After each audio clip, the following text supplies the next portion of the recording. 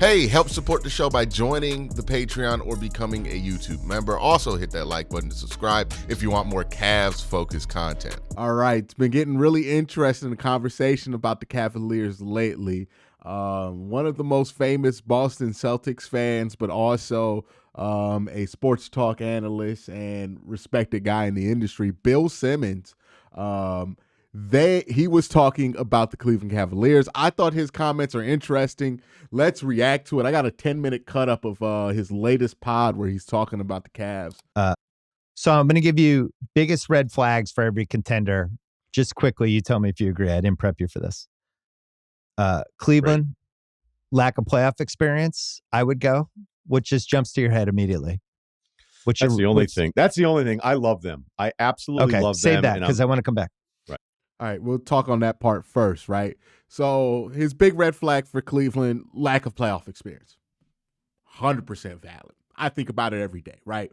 I know that this Cavs team is talented enough to be able to do it. They have the path in front of them to be able to do anything that they want to this year.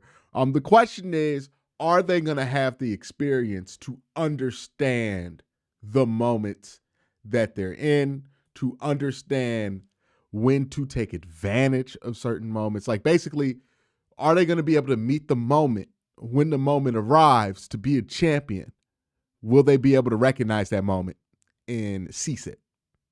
Some teams seize it, some teams don't, but that's a huge part, right? And there's not a lot of people on this team that can really identify that moment. I think that's why somebody like Tristan Thompson is important, right? Max Strus is important, even though I don't think Max has won a championship. He has been to, was he at 2 finals? Was he on the pandemic finals team? Like, y'all let me know. Was he on that bubble finals?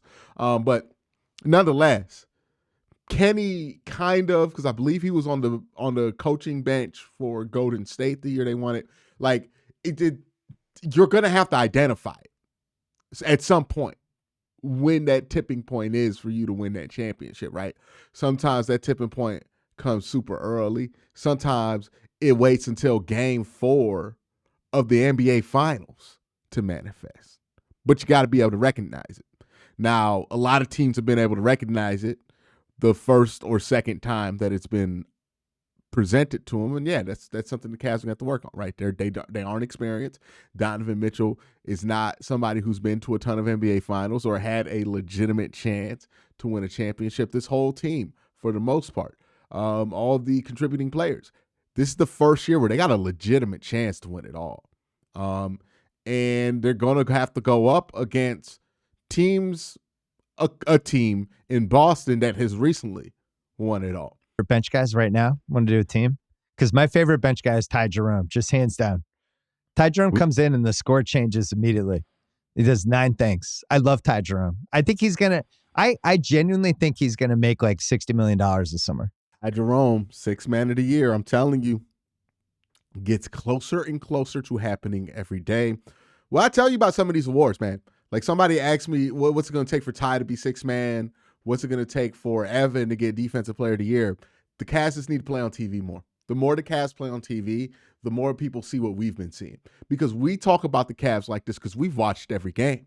We've been on Bally Sports or FanDuel Sports, and we've watched this Cavs team every day. Well, not every day, every other day. So the stuff that people are now seeing, that Bill Simmons is now seeing on a regular basis, that's another thing, right?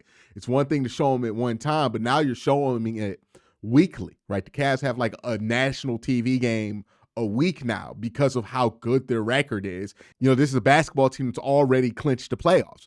So now that people are being able to see this consistently, they're like, oh, wow. Oh, this is who they are. And now we're hearing Ty Jerome get serious buzz for 6th man of the year. Evan Mobley, same thing for Defensive Player of the Year. I'm predicting that now. I too am fond of Ty Jerome. We have him on the pod coming up this week, by the way. Oh, nice. I'm a huge joining on Thursday. Great. I'm a huge fan. I love when he comes in. He's like the most pure bench guy in the league. Comes in, he's going to play his 8-9 minutes, however long it is. He's going to affect the game. He's going to make a shot. He's going to have energy. And in that Friday night Celtic game, I was like, fuck, I hope they don't close with Ty Jerome because Ty Jerome is a problem. By the way, Wiggins is up there for me as a favorite bench guy too. There was a moment when Ty Jerome was playing and trying to figure out where his basketball life was going to go. Van Gundy was on the broadcast. And this is when I knew. I mean, again, anybody that watched him in college, he's very different in that the play is open. There are options open on his plays that are longer, if that makes sense. Like it's almost like a quarterback watching routes develop, and he finds a way to give the receivers the extra beat to do whatever they need to do, so that you're still defending more shit than you want to defend with Jerome. And that's why he screws up so many of these defenses, because you're like, there's no way this is going to work. And it's a lot of that Nash wrong foot thing, or it's the takeoff to pass, where guys started, remember, like almost running out of the way of Nash's drives. It actually opened up things for Nash because people were closing out and so freaked about his passing skills. And Jerome has these runners where everything is kind of wrong, and then you don't really know what's supposed to happen. Anyway, Van Gundy was on a broadcast, and it was almost like your grandfather watching Christina Hendricks on an episode of Mad Men for the first time. Like just this erotic, slightly like the way Van Gundy talked about Ty Jerome's game. It was like he needed a breath, like he needed a moment. Yeah, and it makes all the sense in the world. Like Cleveland, when they came back, what was really interesting about their game, they went to 10 guys. I think 14 minutes into the game. Yeah, so Ty Jerome, there's so much that makes Ty special. I think a lot of what makes him special, too, is just how perfectly he fits in this roster. And they alluded to it. Look, he could make a bunch of money in free agency. I had Tony Pesta on. We talked about the possibility of being able to retain Ty on something more modest. And it's going to be difficult, right? But I do think keeping Ty is a big deal. Ty is such a unique player because, like, a lot of his shots, you only think they're good shots because you've seen Ty Jerome make those, right? Like the 1 foot, off foot floater on the side. I don't mind him ever taking that shot. Now, if Isaac Okoro took that shot, I'd lose my mind.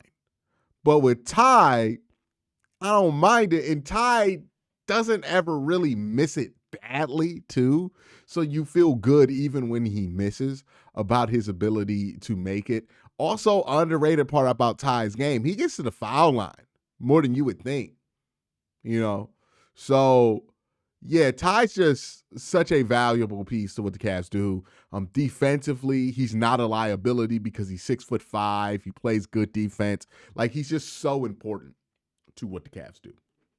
Yeah. They were at 10 guys, and the Friday night game you're talking about. Right. They're depending, maybe you take a Coro off the table, shot selection, some of that stuff. Let's say 9 of the guys for Cleveland now are really good.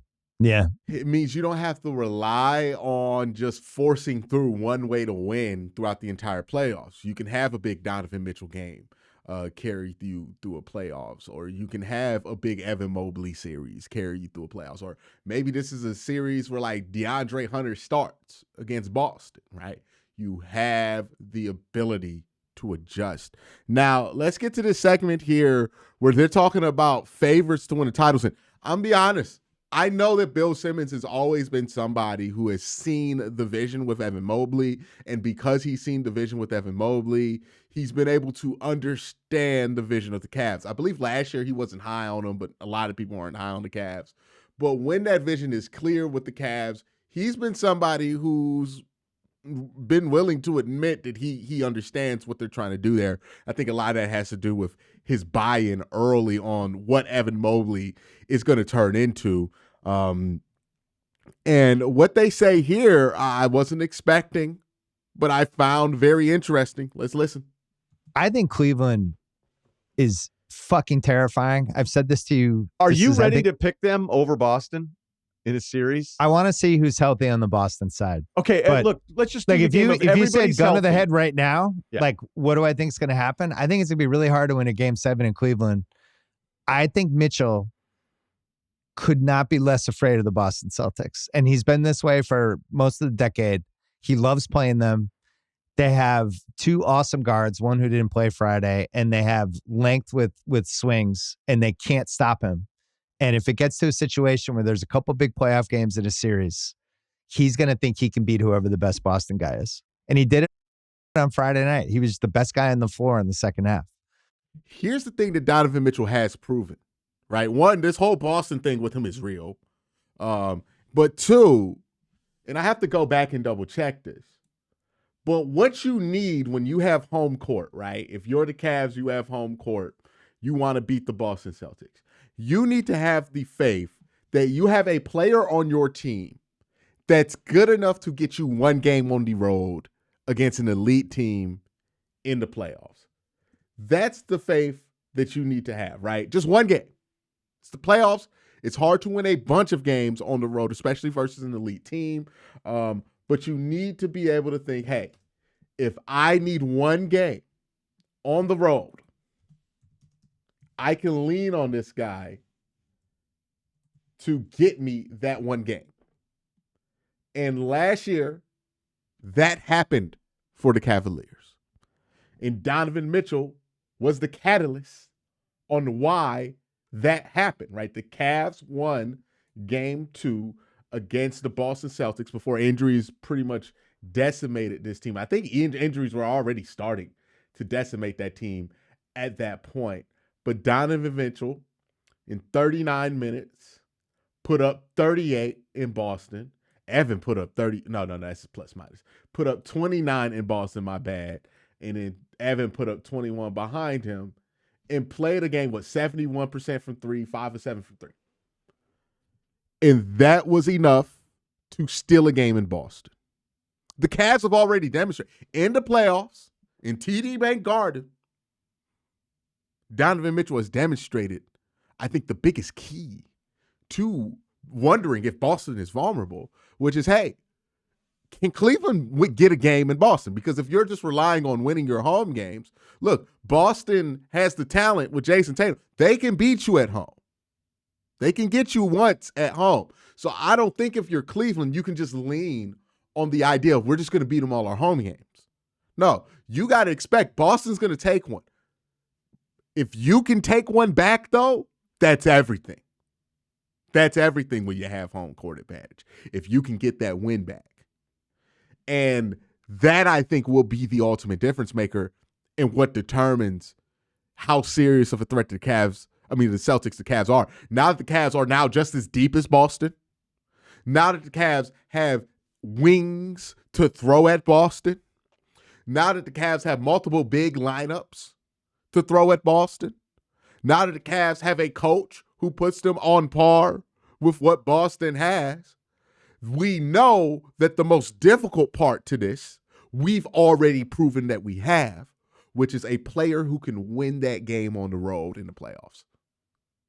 So you take all of that there, and you understand why it is that, Bill Simmons, diehard Boston Celtics fan, he's admitting this is a team you need to be worried about. And that's why I think he brought that part up. Donovan Mitchell has no fear because Donovan Mitchell has been able to take a game in Boston before. And that was on a team that had significantly less support around it than what this team has now. I mean, last year we were running Donovan Mitchell ragged to get to 48 wins. Cavs are at 51 wins. Donovan Mitchell is playing the least amount of minutes he's ever played. Think about that. Think about that. Now he's going to be more rested going into the playoffs if he needs to steal a game. He's going to be more supported.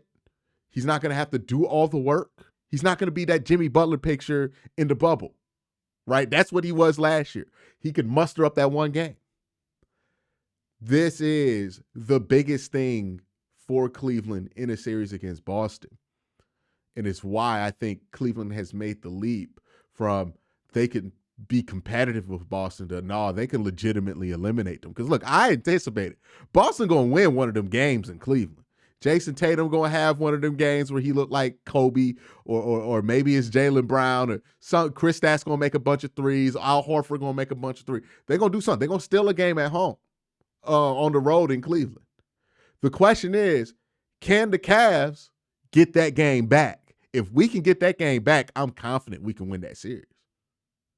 But that's going to be, in my mind, what determines it. And that's why it's so important that Donovan Mitchell does this against the Celtics almost on a routine basis. They have length. Mobley's better. Mobley was awesome in that fourth quarter on Friday. Did you see what else they did too? Is they sat Allen to close. Yeah. Well, but there was no Porzingis, no Drew, so it's hard to overreact one way or the other. But the Mitchell piece and their bench, which is real, Hunter, who has always done pretty well against the Celtics, who has size, who can at least make guys think, and they don't have to play a Coro. I think Cleveland's really good. And you know what my other reason is? They only have 10 losses. It's March 2nd. Cleveland's good. They should be the favorite, and Boston is the favorite on FanDuel. They're minus 150. Cleveland's plus 270. I think Boston could beat Cleveland. Yeah, but think about that sentence. Like, did you think you would be saying that? I think Boston could beat Cleveland 2 I think months they ago. could. Right. No, but Boston was the prohibitive favorites, and the odds have not caught up to Cleveland yet. They're plus 270, and they're going to have home court advantage in any Boston series. That's a real thing. No I also like the way right. Go ahead. Well, I like the way they match up against OKC too. There's some Garland stuff with them that Boston, they really went after it in the Friday game where they're like, we're just going to attack him. We're going to bully him. We're going to use our wings. And the refs were awful. My dad was the most upset about the refs that he's been in 2 years coming home. Could not believe Tatum had 5 free throws. Look, you can excuse that game any way you want. That was an awesome win for Cleveland. Like that, to fall down like they did, to have Tatum do the thing, and then for them to come back, and them knowing that Mitchell might be the best guy in the series if you're just talking about who can score in a fourth quarter on both sides. So if I'm Cleveland, I'm like delighted by how the season's going. So Mitchell this season in 3 games against Boston is averaging 36, 7, and 4 on 50 and 38%. Feels even better. Splits. He's getting all the shots he wants. He gets the threes he wants. He gets the matchups he wants. He gets the runners he wants. He can get to the rim. And this will be like, you did that Drew Holiday extension, right? You did it to make him feel good about last season heading in the playoffs. But ultimately, you're trying to go back to back. And that's a lot of money for a guy who's 34, who's got now like a fucked up finger. But that's going to be the series for Drew Holiday. That Mitchell series, what he can do against Mitchell will be the entire contract. Because I don't think anyone else, White doesn't seem like he can get a handle on him. And they're just putting everybody else in switches, and it's going to have to be Holiday, I think. First of all, he's just that good, okay? Like Yeah. the best version of him. He also rejects the screen in that Dwayne Wade way where I Right. think when you're really good at that, because I just don't know that there's enough like guys that understand when you turn the screen down and you go the other way. He also splits it. Again, I'm not trying to compare him to Kobe because Kobe would split screens in ways you were just like, oh my It's God. more, Like, it's mid 2000s Wade with 3-point range is what he reminds me of, because he can get to the basket, he can get in the paint, but he also has this 3-point shot that Wade never had. And he's just so athletic, and who is the right guy to guard him when he's feeling it? well, it's probably not Hauser. As good as Hauser holds up, like that was one of the things that I was looking at the last tough. 2 days with Boston, where every one of these Hauser minutes or every one of these curl handoffs where you're getting Cornette trying to figure out which side of the paint he's going to try to contest a shot on, like those are Porzingis and Drew minutes. So even if Drew doesn't end up on him, you're now switching into whatever version of this was. And now pre-DeAndre Hunter, I didn't care what Mitchell did. I didn't care about what the regular season stuff. And again, it had gone Boston's way, so you could at least point to that as evidence. But there was always a bad matchup waiting for Cleveland, whether it was finding Garland or Strus having to start on Jaylen Brown or, Right. Allen is on Tatum. They clearly like bringing Allen all the way out away from the rim. And then if the Mobley lineup is out there with Allen trying to keep him pinned to a 3-point shooter. So like basically you can't have Allen or Mobley ever freelance to the rim. And I actually think in the matchups where Tatum had Allen, like he did a really good job with it, because if he wasn't going to be able to finish at the rim, he kind of knew, and he had a massive game there. But now with Hunter, that was one of the best Tatum games he's ever had. he was Like, awesome. Right. Like he was just the matchups and spots he was picking. I thought he was incredible in that game. But now that they have these Hunter minutes and they closed with Mobley, Hunter, and then the guards, because Garland played and had his moments, even though he's being hunted.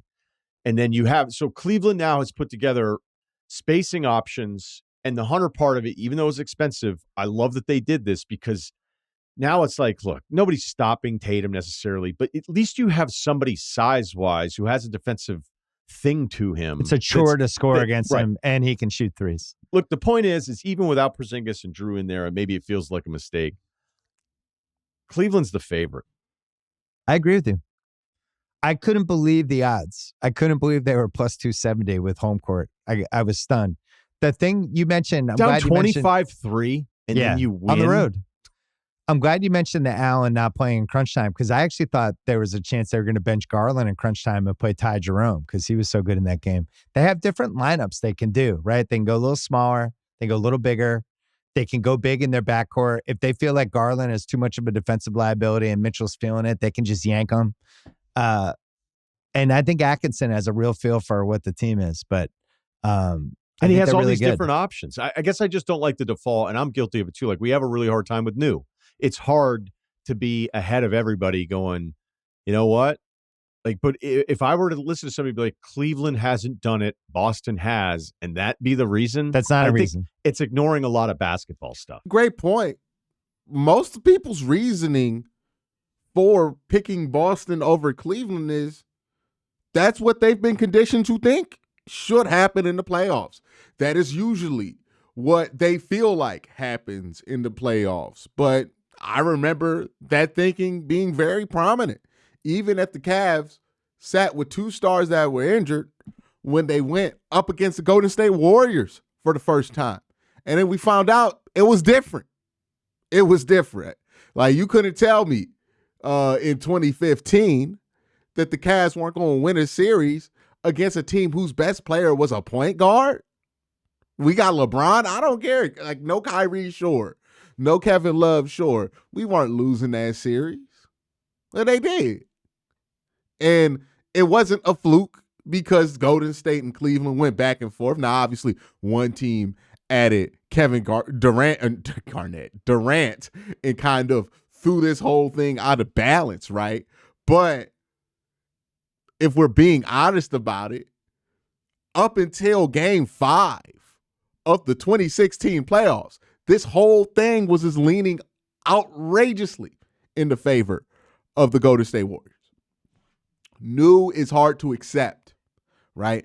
New is difficult to get behind. But new might be just where we're at because I don't think it's a coincidence that it's not just Cleveland that's having this level of success. It's also Oklahoma City, right? It just feels like there's a different way of doing things. And look, the Boston Celtics are a part of this because you could look at Boston and you could tell me that that's not a traditionally built championship winner when none of those guys on that team are Olympic team starters, right? Like usually we're used to teams winning championships that have starters on the Olympic team. Like Jason Tatum, I believe, ceremoniously started, but he didn't play a lot of minutes on that Olympic team. And that's not to say that Jason Tatum's not very good. He is, but he's not one of the faces that you think about when you think about the NBA. And he hasn't had that level of individual accomplishment, right? He's never been an MVP. Bill Simmons, Celtics fan Bill Simmons saying, hey, man, the Cavs, they should be the favorite. That's interesting. Let me know what you think in the comment section. Y'all have a great day. Have an even better night. Peace.